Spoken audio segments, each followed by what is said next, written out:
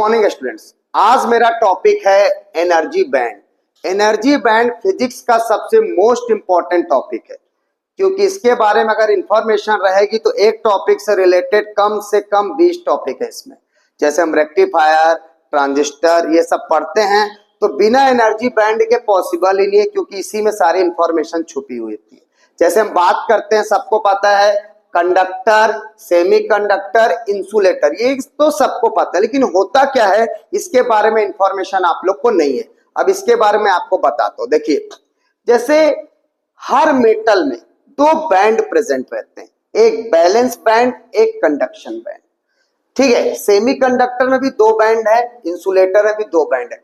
अब क्या होता है, जैसे आप लोग शुरू से जब फिजिक्स पढ़े होंगे तो आपको पता होगा कि कंडक्टर जो होता है इलेक्ट्रिसिटी और हीट को कंडक्ट करता है। क्यों? क्योंकि उसके अंदर नंबर ऑफ फ्री इलेक्ट्रॉन्स रहते हैं। सिर्फ आपको यहीं तक इंफॉर्मेशन दी जाती है। जो बेसिक इंफॉर्मेशन है वो ये है कि जो बैंड होते हैं सारे के सारे इलेक्ट्रॉन्स किसमें रहते हैं? बैलेंस बैंड में। इलेक्ट्रॉन किसमें रहते हैं? बैलेंस बैंड में।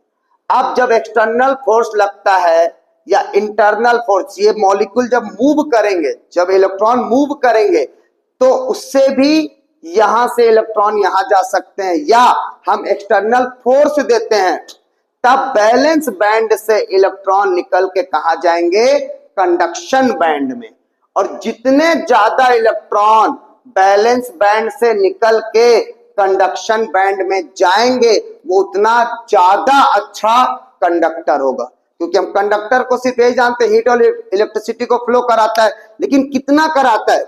जितना ज्यादा इलेक्ट्रॉन बैलेंस बैंड से निकल के कंडक्शन बैंड में जाएगा। इन दोनों के बीच में एक एनर्जी गैप होता है, तो अगर कंडक्टर है तो एनर्जी गैप कितना होना चाहिए? 0। ठीक, अब इसका एग्जांपल ले लो। क्लास में आप लोग को जब भी स्टडी कराई जाती है, अगर आपको डिस्ट्रैक्शन नहीं है, दोस्त लोग डिस्ट्रैक्शन नहीं पैदा कर रहे हैं, मतलब गैप नहीं आने दे रहे, जो मैं पढ़ा रहा हूं आप ले रहे हो, तब आप कंडक्टर के जैसा बिहेव करते हो। लेकिन ज्यादातर बच्चे तो कंडक्टर होते ही नहीं, या तो सेमी कंडक्टर होते हैं या तो इंसुलेटर।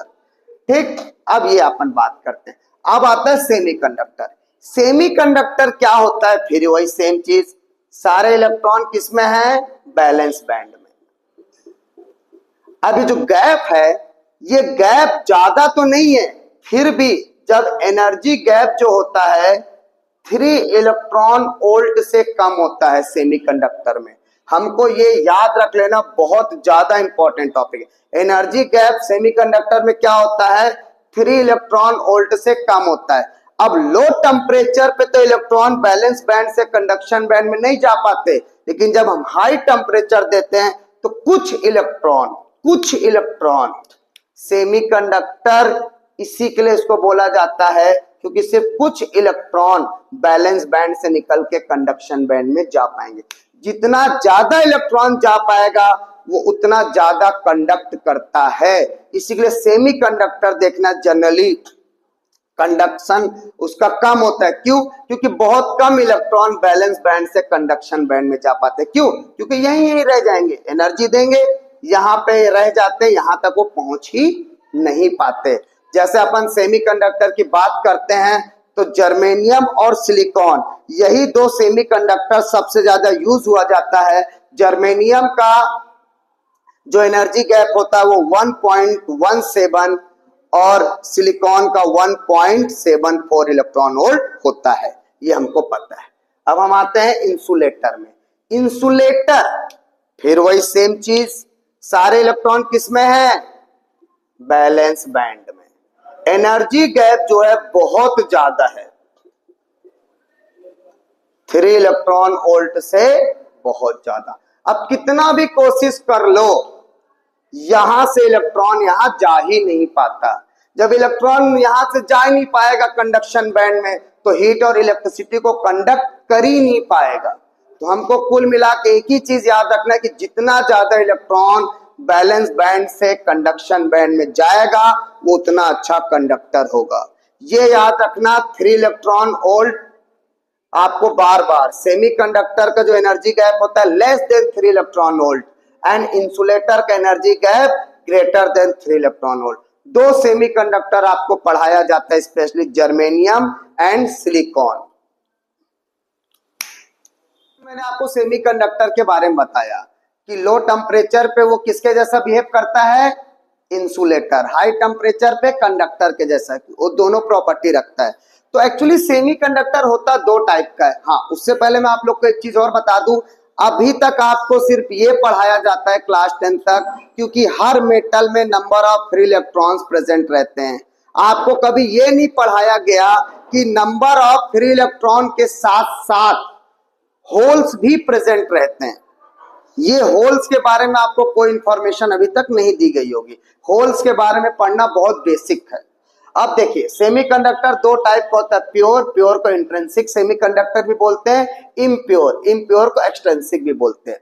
प्योर मींस क्या, जब नंबर ऑफ इलेक्ट्रॉन्स और नंबर ऑफ होल्स अगर इक्वल है तो उसको हम बोलते हैं प्योर सेमीकंडक्टर। इम्प्योर जाहिर सी बात है कि नंबर ऑफ होल्स और नंबर ऑफ इलेक्ट्रॉन्स बराबर नहीं होंगे। जब नंबर ऑफ होल्स और नंबर ऑफ इलेक्ट्रॉन्स बराबर नहीं होंगे तो पी टाइप में होल्स जो रहते हैं वो ग्रेटर रहते हैं एज कंपेयर टू इलेक्ट्रॉन्स, और एन टाइप में इलेक्ट्रॉन्स ज्यादा रहते हैं एज कंपेयर टू होल्स। तो ये बहुत इंपॉर्टेंट टॉपिक है, मैं आपको बता दे रहा हूं कि दो चीजें प्रेजेंट रहती हैं, होल्स और इलेक्ट्रॉन। उसी के बेस पे मैंने बताया कि प्योर और इम्प्योर। प्योर में नंबर ऑफ इलेक्ट्रॉन्स और नंबर ऑफ होल्स इक्वल रहेंगे, और इम्प्योर में, जिसको अपन आगे चल के ये आपको बताऊंगा इसके बारे में कि ये कैसे बनाए जाते हैं पी टाइप और एन टाइप। क्यों? क्योंकि इसी का यूज करके आपको डायोड पढ़ना है, डायोड के बाद एलईडी, एलईडी के बाद आपको ट्रांजिस्टर वगैरह, फिर रेक्टिफायर, सब इसी का यूज करके ही बनाया जाएगा। तो इसलिए सबसे मोस्ट इंपॉर्टेंट टॉपिक में आपका आता है सेमीकंडक्टर। जितना डीपली जाके इसकी स्टडी कर सकते हो उतना कर लो, क्योंकि मैं आपको आने वाले समय में, कल के वीडियो में मैं आपको इसमें बताऊंगा कि इससे एलईडी कैसे बनाई जाएगी, इससे ट्रांजिस्टर कैसे बनाया जाएगा, इससे रेक्टिफायर कैसे बनाया जाएगा।